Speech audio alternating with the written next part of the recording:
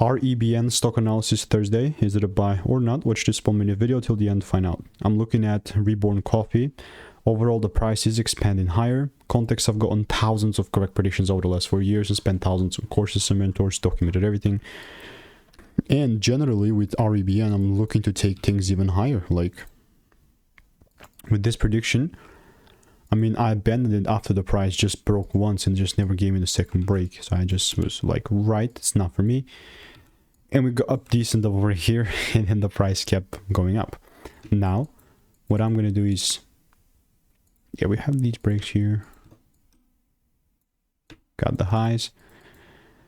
The only way that I'll buy though is if the price starts giving me like this break here.